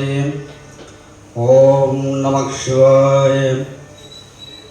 ஓம் நமः சிவாய. ஓம் ஹர நம பார்வதீபதை. தென்னாடுடைய சிவனே போற்றி, எந்நாட்டவர்க்கும் இறைவா போற்றி போற்றி. அரகர மகாதேவ, அரகர மகாதேவ. ஓம் மகாசக்தி மகாவம், மகாமகேஸ்வரி மகாவம், மகாநாகேஸ்வரி மகாவம், நாகசக்தி மகாவம், சந்திரசக்தி மகாவம், சக்தி நாகமி மகாவம், நாகதேவி மகாவம், நாக மகாதேவி மகாவோம். எல்லாம் அல்ல அருள்மிகு சிவகாமி அம்மன் உடனுரை சிவலோகநாதர் திருவடி வணங்கி, அருள்மிகு மகாசக்தி நாகதேவதை திருவடி வணங்கி, அன்னையின் திருப்பாத கமலம் பற்றி நமது சக்தி பீடத்திலே அன்னை சுயம்பாக எழுந்தருளி பல ஆண்டுகளுக்கு பிறகு அன்னைக்கு நூதன ஆலயம் அமைக்கப்பட்டு மகா கும்பாபிஷேகமானது நடத்தப்பட்டது. நடத்தப்பட்டு 2 ஆண்டுகளாக அன்னையுடைய உணர்த்துதல் பேரிலே ஏற்கனவே நம்ம நிறைய பதிவு கொடுத்துருக்கிறோம்.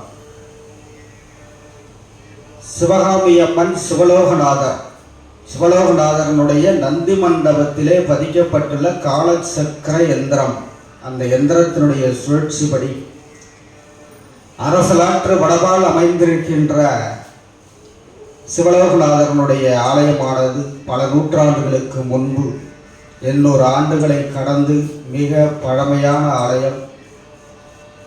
அந்த ஆலயத்திலே பல நூற்றாண்டுகளுக்கு முன்பு சித்தர் பெருமக்களால் மெருகூட்டப்பட்ட நிலையிலே அந்த நந்தி மண்டபத்திலே காலச்சக்கர யந்திரமானது பதிக்கப்பட்டுள்ளது. காலச்சக்கர யந்திரம் என்று சொன்னால் காலத்தை நிர்ணயிக்கக்கூடியது. பல சிவாலயங்களிலே பதிக்கப்பட்டிருந்தாலும் அந்தந்த சிவாலயங்களிலே பதிக்கப்பட்டுள்ள காலச்சக்கர யந்திரமானது பராசக்தியினாலே நகர்த்தப்பட்டு வருகிறது. இந்த கால கலியுகத்தில்.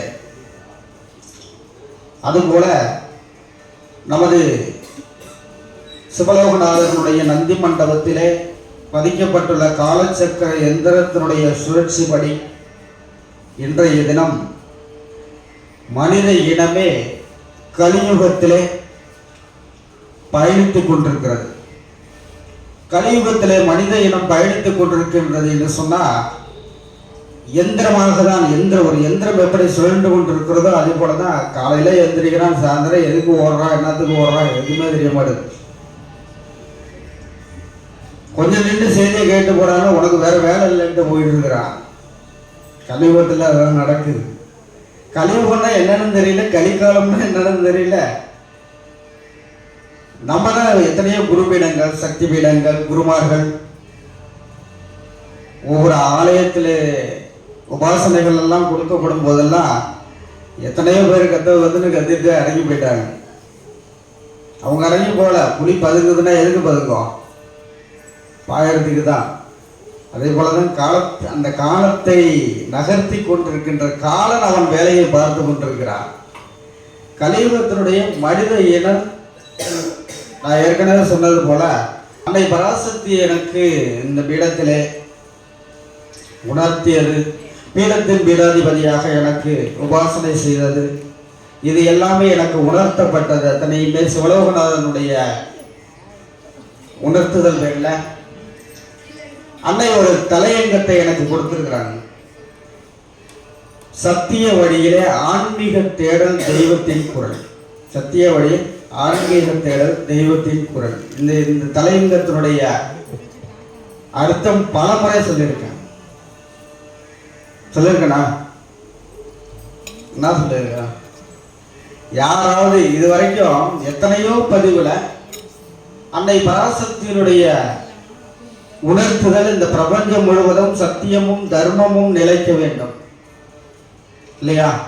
சத்தியமும் தர்மமும் நிலைக்க வேண்டும். நிலைத்தால்தான் மனிதன் மனிதனாக வாழ்வான்.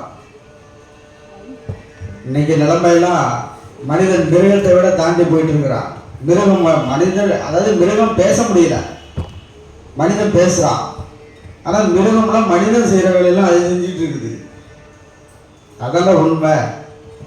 அப்ப கலியுகத்தில் மனிதன் தன்னிலை மறந்து செயல்படலாம். இப்படியே கலியுகத்தில் மனிதனுடைய நிலைமை இருந்ததுன்னா என்ன ஆகும்? தெய்வம் உணர்த்தும். தெய்வத்தினுடைய கடமை அதுதான். யுக யுகமாக கடந்து வந்தாலும், எத்தனையோ யுகங்களை கடந்து வந்தாலும், இப்ப நம்ம எந்த யுகத்துல இருக்கிறோம்? கலியுகத்துல இருக்கிறோம். கலியுகத்துல தெய்வத்தினுடைய நிலைப்பாடு என்ன, மனிதனுடைய நிலைப்பாடு என்ன? ஏன் எத்தனையோ உயிரினங்கள் இருக்கின்ற பொழுது ஏன் மனிதன் மட்டும் உணரணும் இல்லையா? எத்தனையோ உயிரினங்கள், பிரம்மனுடைய படைப்பிலே ஆயிரக்கணக்கான படைப்புகள் இருக்கிறது. மனிதன் மட்டும் ஏன் உணர வேண்டும் என்று சொன்னால், பிரம்மசூத்திரத்திலே படைப்பினுடைய ரகசியமும் அற்புதங்களும் அமைக்கப்பட்டு படைக்கப்பட்ட உயிரினம் மனித இனம். படைப்பிலே அபூர்வ பிறவி மனித பிறவி. அதால தான் சிந்திக்க முடியும். அதெல்லாம் சிந்திக்கும், அதால தான் யோசித்து செயல்பட முடியும். தர்மம் எது, அதர்மம் எது, நாம் செல்வது சரியான வழியா, நியாயமான வழியா சிந்திக்க முடியும், செயல்படுத்த முடியும். மற்ற உயிரினங்களையும் செயல்படுத்த முடியும், வழிநடத்தவும் முடியும். அதனாலதான் கலியுகம் அழிவை நோக்கி செல்கிறது. இதை பயமுறுத்துறதுக்கெல்லாம் ஒன்றும் இல்லை, அச்சப்படுத்துறதுக்கெல்லாம் ஒன்றும் இல்லை. உண்மையை எடுத்துரைக்க சொல்லிதான் அன்னை பராசக்தி எனக்கு விட்ட உத்தரவு, எனக்கு உபாசனை செய்ததும் அதுதான். ஏன்னா மனித இனம் இப்ப உள்ள காலம், ஒருத்தரை புகழ்ந்தோம் அப்படின்னு சொன்னா, புகழ்ந்து ஆராதனம் செய்து அவர்களுக்கெல்லாம் ஆராதனை செய்தால் மனிதர்கள் நம்மளை தள்ள தூக்கிட்டு ஆடுவாங்க. உண்மையை எடுத்துரை சொன்னா நம்மளை விட்டு ரொம்ப தூரம் ஓடிடுவாங்க இல்லையா? அதுக்குதான் இன்னைக்கு அண்ணாமலையாரே கொந்தளிச்சு போய் என்ன நடந்தது? என்ன நடந்தது? ஆயிரக்கணக்கான பேர், லட்சக்கணக்கான பேர் அண்ணாமலையாரை வந்து கிரகணம் இருந்ததெல்லாம் உண்மைதான். ஆனா இன்னைக்கு அவர் உணர்த்துற மனிதன் செய்யும் தவறுகளுக்கு இனிவரும் காலம் அழிவை சந்திக்கும், கொந்தளிச்சுதான் நிற்கிறார். ஆனா என்ன நடக்குதுன்னா, அண்ணாமலையார் கூடவே அங்க வீடை கட்டிட்டு அங்க வாழ்ந்து வந்தோம் அப்படின்னு சொன்னா இன்னைக்கு இவ்வளவு ஒரு பெரிய பேரிடர் நடந்திருக்கு. அப்ப அண்ணாமலையார் இருக்காரா, அவருக்கு சக்தி இருக்கா அப்படின்னு கேள்வி எழுப்பிட்டு அங்கிருந்து வெளியேறதுக்கு நிற்கிறார். ஆனா நம்ம அவருக்கு என்ன துரோகம் பண்ணோம்? ஏதோ ஒரு ஊழ்வினை, ஏதோ ஒரு துரோகம் நடந்திருக்கா இல்லையா? சும்மாதான் நடக்காது. காலகாலமா ஆண்டா இருந்த அந்த மலை ஏன் அந்த ஊட்ட நோக்கி வந்து விழுவணும் இல்லையா? ஏதோ ஒரு உணரணும். இப்பதான் கடவுள் இருக்கிற இடத்துல எல்லாம் ஊடு கட்டி கூடியிருக்கிறான். அதோட மட்டும் சுடுகாட்டுக்கு போயிட்டான், ஊடு கட்டிட்டு சுடுகாட்டிலே பட்டா போட்டான். இது போல அதர்ம செயலில் ஈடுபடுற மனிதன் அவனுடைய நிலைமை எப்படி இருக்கும்? இனிவரும் காலம் எதை நோக்கி செல்லும்? மனிதன் மாய வலையிலே பயணித்துக் கொண்டிருக்கிறான். நான் ஏற்கனவே சொல்லியிருக்கேன், காணல் நீரை தாகம் தீர்க்குமா? காணல் நீரை நம்பி அதை போய் தாகம் தீர்த்துருமா? போக போக போயிட்டு தான் இருக்கும். என்னைக்குமே காணல் நீர் தாகம் தீர்க்காது. ஆலயத்திலே போய் ஆலயம் தொழுவது என்பது அங்கே வணங்கி நின்று அவரவர்கள் தான் உணர்ந்து இந்த பலனை அனுபவித்திருக்க முடியுமே தவிர, இன்னைக்கு கூட நம்ம எவ்வளவோ எல்லாருக்குமே நம்ம இன்னைய தினமானது ஆதி பிரம்மசூத்திரம்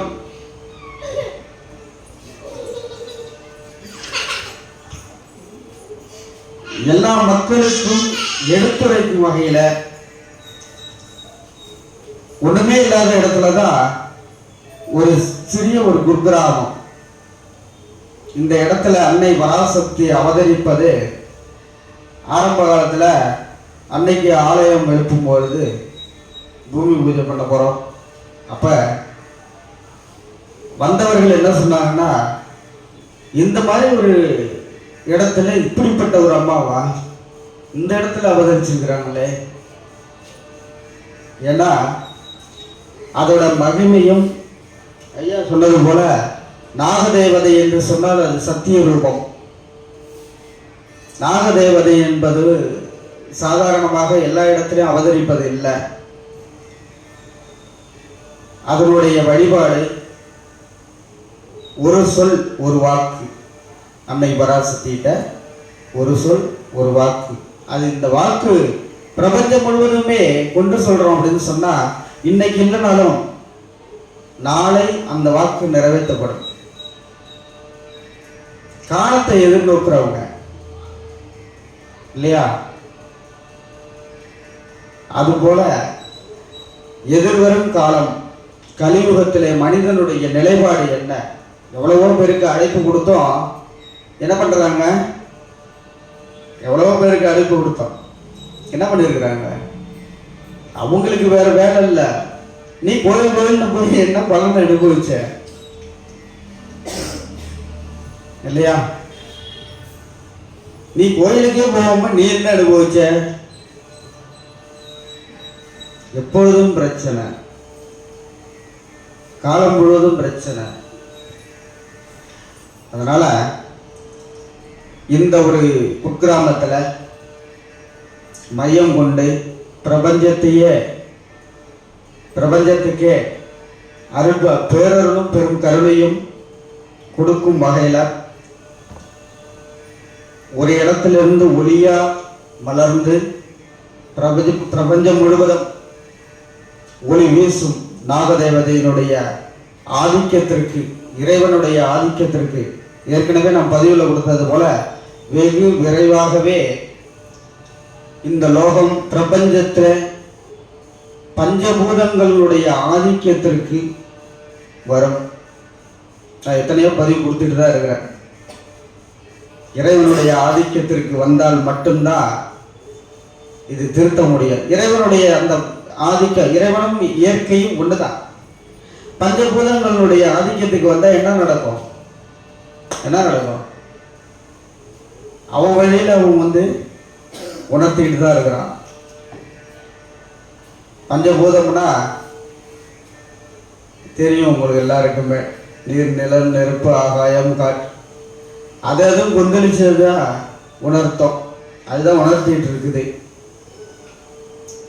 இதெல்லாம் நம்ம எடுத்து சொன்னால் அதை எடுபடுவது இல்லை.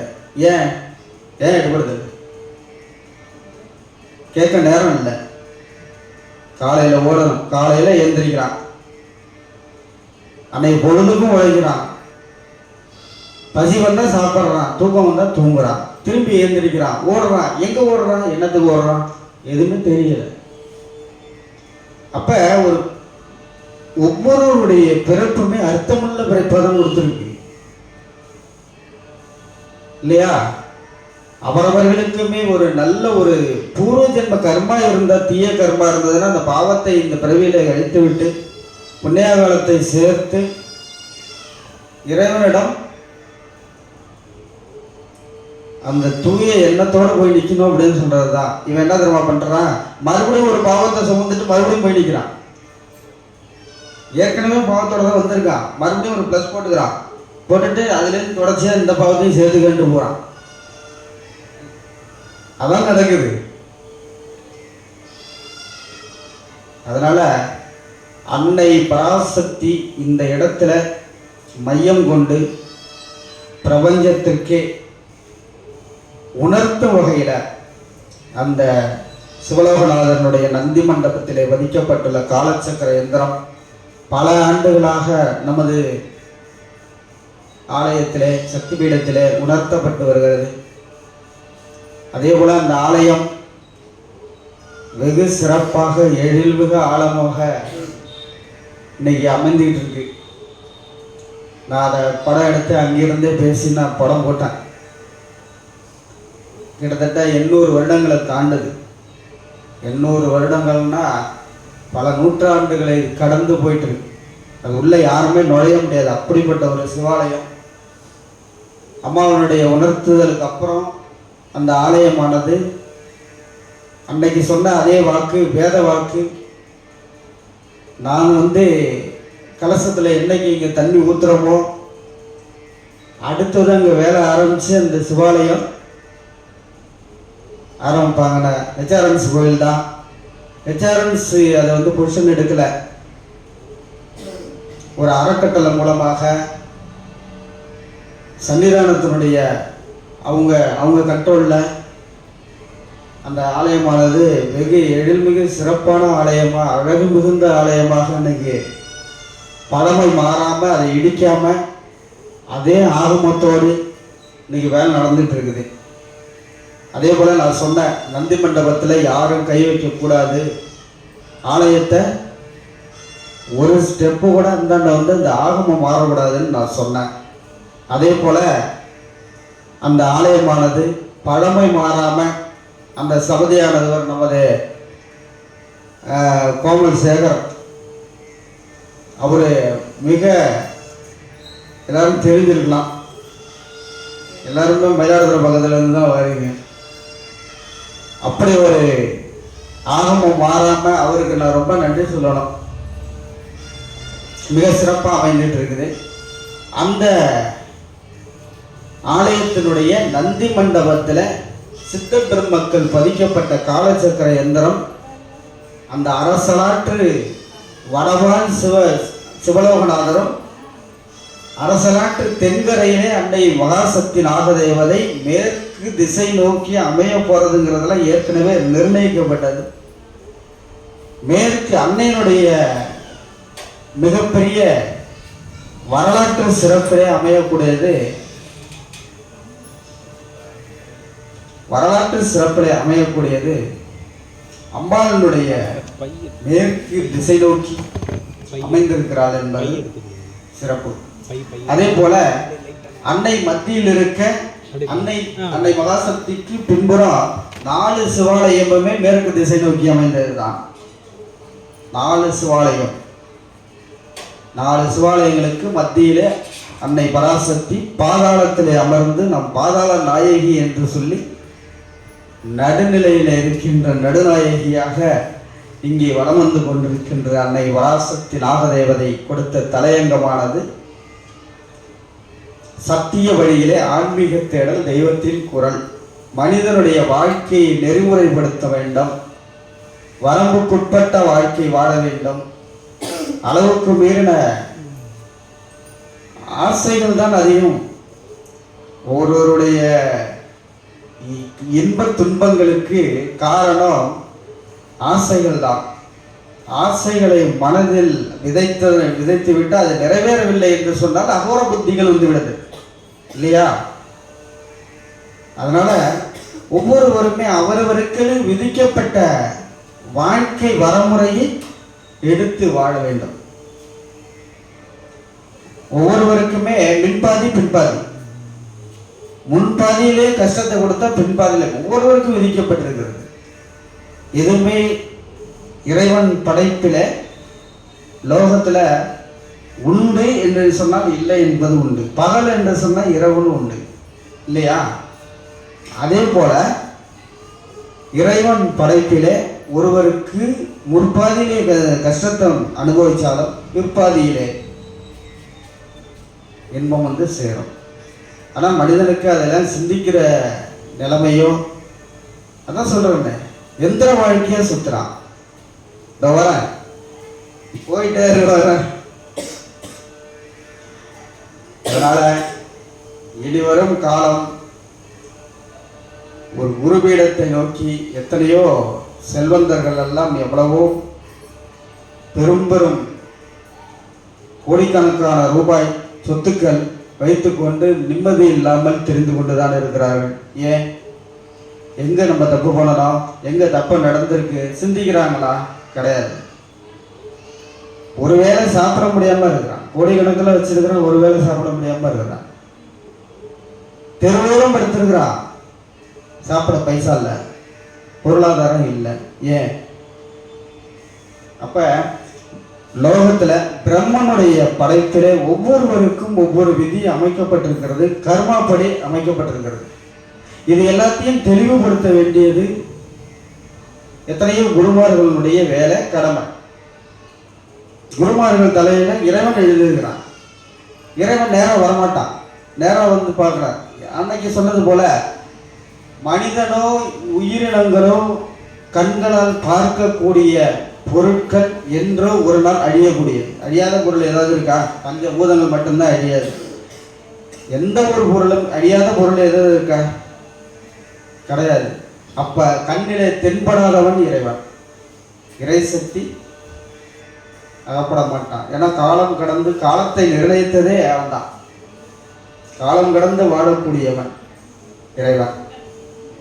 அதனால நமது சக்தி பீடத்திலே உருவாக்கப்பட்டிருக்கின்ற இன்றைய தினமானது துவங்கப்பட்டிருக்கிறது. இன்றைக்கு இருக்கிறது 4 பேராக இருக்கலாம். இன்னைக்கு இருக்கிறது 4 பேர் கேட்டுட்டு இருக்கலாம். நாளைக்கு 40,000 பேருக்கு அதில் போய் விடுவோம். ஏன்னா மனிதனுடைய வாழ்நாள் காலங்கள் எந்திர வாழ்க்கையாக சுற்றினாலும் இறுதியிலே ஒரு நிலைக்கு வந்துதான் ஆகணும் இல்லையா? பிறக்கும் போதும் யார் கூட இருந்தாங்கன்னு தெரியாது, இறக்கும் போதும் யார் கூட இருந்தாலும் தெரியாது. இடைப்பட்ட காலம் மனிதன் தர்மத்தோடு வாழ வேண்டும் இல்லையா? மனித இனம் அப்படின்னு சொன்னா அத்தனை மனிதர்களுக்கும் ஒரே உணர்வு தான் இல்லையா? கர்மாப்படி அவங்கவுங்க ஏற்றத்தாழ்வு இருக்கிறது. அதனால ஒருநிலைப்படுத்தணும், ஒருங்கிணைக்கணும், ஒருமைப்படுத்தணும். நானா நீயாங்கிற பாகுபாடு இல்லாமல் மனிதன் தர்ம வழியிலே செல்ல வேண்டும். எப்படி வேண்டுமானாலும் வாழலாம் என்பதை விட்டுவிட்டு இப்படித்தான் வரம்புக்குட்பட்டு வாழ வேண்டும். இறைவன் இல்லை என்பதெல்லாம் வெற்று மாறுதட்டி கொள்ளலாம். எல்லாமே என்னால் முடியும், எல்லாமே என்னால் செய்துவிட முடியும், என்னால் முடியாதது எது இல்லை, படைத்தது நானே தான் என்ன சொல்லலாம், அதுக்கு மேலே ஒரு சக்தி இயங்குது என்பதெல்லாம் உலகம் அறிந்த உண்மைதான். ஒவ்வொரு மனிதனுக்கும் தெரியும், கடவுள் இல்லைன்னு சொல்லிட்டு திரியிறவனுக்கெல்லாம் எல்லாருக்கும் தெரியும், ஆழ் மனசுல நமக்கு மேலே ஒன்று இயங்குதுன்னு. அன்னைக்கு நான் ஒன்று சொல்லியிருக்கேன் இல்லையா, ரோபோ. இப்போ ரோபோ எல்லா வேலையும் செய்யுது. என்ன வேணும், அதுக்கு 2 பாயிண்ட் கரண்ட் இருந்தாலும் செய்யும், அதுதான் சக்தி. அந்த 2 பாயிண்ட் கரண்ட் இருந்தாலும் அது எல்லா வேலையும் செஞ்சாலும் என்ன பண்ணுது, மனிதனை எதிர்த்து பேசுது இல்லையா. என்னால் எதுவும் முடியும், எல்லாரும் நான் செஞ்சேன் அப்படின்னு தலக்கணம் படிக்கும் போது என்ன செய்யறான், இவன் என்ன பண்ணுறான், போய் பிளக்க பிடிக்க விட்டுறான். இப்போ என்ன பண்ணுவேன், அதே போல் படைத்தவன் மேலே இருக்கும்போது நீ தலக்கணம் பிடிக்கும் போது என்ன செய்யறா, எங்கேயும் பிளக்க பிடிக்கிறான். அதனால் இதெல்லாம் சொன்னாலும் அதெல்லாம் உணர்வதற்கு முன்வர வேண்டும் என்ற நோக்கத்தில் தான் இப்போ நம்ம இதை ஆரம்பிக்கிறோம். ஆன்மீக சக்தி சங்கமம், இது உலகம் பூரா போய் சேரணும். சத்தியம்னா என்னன்னு கேட்குறான். சத்தியம்னா பொய் சத்தியம் பண்ணுறான், சத்தியம் தானே இதை பண்ணுறான், சத்தியம் பண்ணுறான், பொய் சத்தியம் பண்ணுறான்.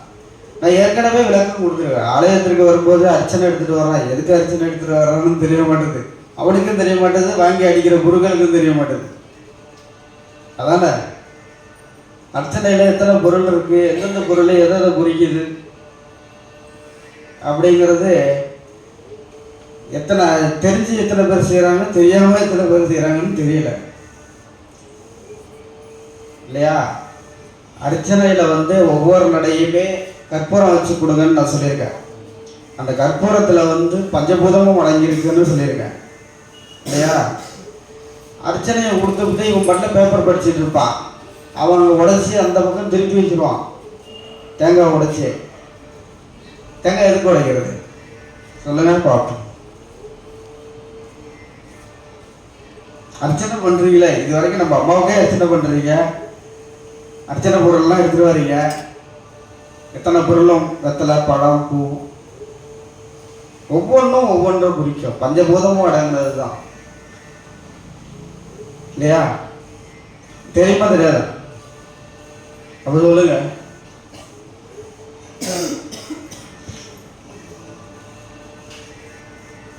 அதாவது ஒரு மலர், ஒரு செடி, ஒரு தாவரத்தில் பூக்கின்ற 10 மலர்கள் பூக்குது அப்படின்னு சொன்னால் 10ம் தெய்வத்தின் சன்னதிக்கு வருவதில்லை, அது கூட கர்மா பண்ணியிருக்கு. ஒரு பூ ஒரு இடத்துக்கு போயிடும், தத்தி தாவி பார்த்தா 1 சேரும் 2 சேரும். அந்த பூ கூட கொடுத்து வச்சிருக்கணும், அடி எடுத்து வைக்கிறதுக்கு கொடுத்து வச்சிருக்கணும். அதுதான் சொல்லுவாங்க, சிவாலயத்தில் ஆலயம் எழுப்புவது 6 தலைமுறை செய்த பாவம் புண்ணியங்கள் புண்ணியகாலம் இருந்தால் மட்டும்தான் 7வது தலைமுறையில் ஒரு ஆலயத்தை எழுப்பக்கூடிய பலன் கிடைக்கும் அப்படின்னு சொல்கிறாங்க. 6 தலைமுறை கடந்து 7 தலைமுறைக்கு போகும்போது 7வது தலைமுறையில் புண்ணியகாலம் 6 தலைமுறையில் செஞ்ச புண்ணியகாலம் இருந்ததா அவங்களோட சேர்ந்து நீ ஏதோ ஒரு கல்லோ மண்ணோ ஜல்லியோ சிமெண்டோ வாங்கி கொடுன்னா அதை கொடுக்க மாட்டான். கொடுத்துக்கிட்டு நான் ஜெயிலியாம்பா, நீ அவனோட சேர்ந்து கட்டுனா கூட உனக்கு அந்த புண்ணியத்தில் கொஞ்சம் சேரும்ல. அதுக்கு தான் சொல்லியிருக்கான். சிவாலயங்களில் பார்த்தீங்கன்னா சிவாலயத்தில் அடியெடுத்து வைக்கிறதுக்கே அவனுடைய அனுமதி வேணும்னு சொல்கிறான். அவனுடைய அனுமதி இருந்தால் தான் சிவாலயத்தில் அடியெடுத்து வைக்க முடியும். அவனை வணங்குறதுக்கே அவனுடைய அனுமதி வேணும். அதுதான் சொல்லிருக்கு. இப்பெல்லாம் கோயில் கட்டிட்டு இருந்தால் ஏதாவது பத்திரிகை நீட்டுனா ஏதாவது கேட்டுடுறாங்களோன்ட்டு எட்டி தலைதறிக்க ஓடி இருக்கான். ஏதாவது கேட்டுடுறாங்களோ பத்திரிக்கை எடுத்துட்டு பத்திரிக்கைலாம் 2 வச்சுங்க, அது என்னன்னு கூட பார்க்கறது இல்லை, எதுக்கு கொடுக்குறாங்கன்னு கூட பார்க்கறது இல்லை இல்லை. இருக்கிறவனும் அதாவது செய்யறான், இல்லாதவனும் அதாவது செய்யறான். அப்படி நீ பொத்தி வச்சுட்டு என்ன பண்ண போற? 4 தலைமுறைக்கு 6 தலைமுறைக்கு சம்பாதிச்சு வச்சதை உட்கார்ந்து சாப்பிட போறாங்கிற ஒரே கல்லு மேலேருந்து உழுந்து விட்டு 7 பேரும் போயிட்டான். அதெல்லாம் நடக்குது. 7 தலைமுறைக்கு உட்கார்ந்து சாப்பிட போறேன்னா 7 குடிச்சு வச்சுக்குவேன். அது 4 பேருக்கு தானம் பண்ணான்னா எப்பொழுதுமே நான் என்ன சொல்றேன்னா, நீ உன்னுடைய 10 பங்குல, உன்னுடைய உழைப்புல 10 பங்குல 2 பங்கு நீ 2 பங்கு கூட வேண்டிய 1 பங்கு நீ தர்மம் பண்ண, உன்னுடைய பாவம் காலத்தை கழிச்சு இல்லையா? அவனுக்கு சொரண மரண பத்தாதான்னு பார்க்குற மாதிரி இருக்கு. இப்ப அதானே கொஞ்சம் ஏமாறுவானான்னு பார்க்குறான். அதான் கலியும். முன்னாடி எல்லாம் பார்த்தா துவாபர யுகம், திரேதா யுகம், அப்பெல்லாம் தர்மம் வாழ்ந்துச்சு. இயற்கை உணவை சாப்பிட்டான். இயற்கை உணவை சாப்பிட்டான். இப்பெல்லாம் பார்த்தா யூரியா, பொட்டாஷ், பாலிடாய் அவனும் முடிச்சிடுறான். அது விளையிலன்னு சொன்னா இவனும் எடுத்து குடிச்சிடுறான். அதனால இப்ப அதை சாப்பிட்றவன் வேலையை கொண்டு நிற்கிறான். புதுசு புதுசா வருது, புது புது வியாதி வருது, இனம் புரியாத வியாதி இல்லையா? இந்த கொரோனான்னு ஒன்று வந்தது. அது சீனாக்காரன் வச்ச பேரு. அந்த விஷக்கிருமி எங்கிருந்து வந்தது? எங்கேருந்து வந்தது? சீனாவிலேருந்து வந்தது. அவன் பேர் வச்சு அனுப்பிவிட்டுட்டான். அப்போ என்ன நடந்ததுன்னா, ஒரு 2 வருஷம் இவனை உள்ள வச்சு பூட்டி வச்சான். எல்லா ஜந்துக்களும் நடமாட இருந்துச்சு, இந்த ஜந்து நடமாடும் இல்லை. அதான அது இறைவன்